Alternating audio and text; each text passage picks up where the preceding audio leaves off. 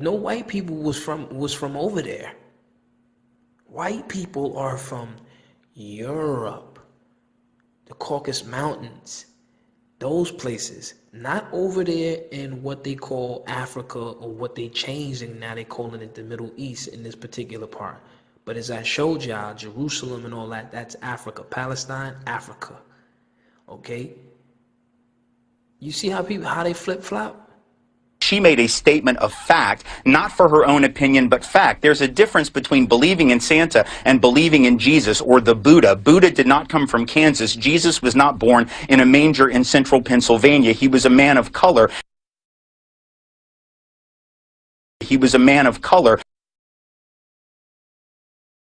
He was a man of color.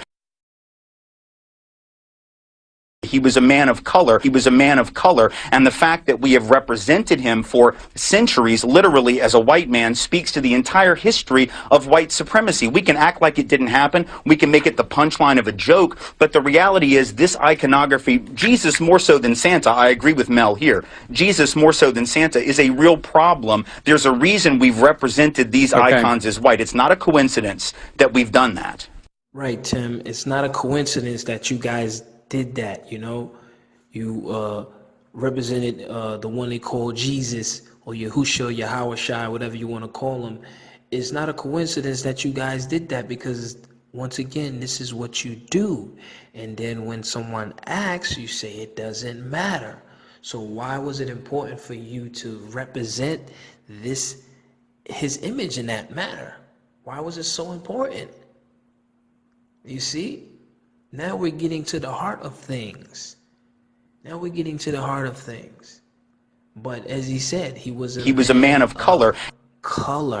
So they understand that quite clear, because they understand geography and location.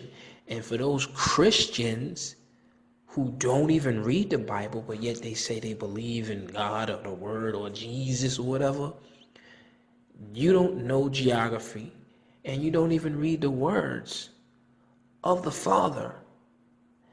But it's all right. We're going to get there. Here's a simple historical fact. It's a lot more important than speculation about what a penguin would do to children. Here's the reality. The image of a white Jesus has been used to justify enslavement, conquest, colonialism, the genocide of indigenous peoples. There are literally millions of human beings whose lives have been snuffed out by people who conquered under the banner of a white god. That is a far more significant problem than whether a black writer in 2013 suggests somewhat humorously, but perhaps seriously, that we should change Santa to a penguin. No one's going to die because of that iconography. The white Jesus, white God imagery has literally resulted in death. That's something folks ought to deal with.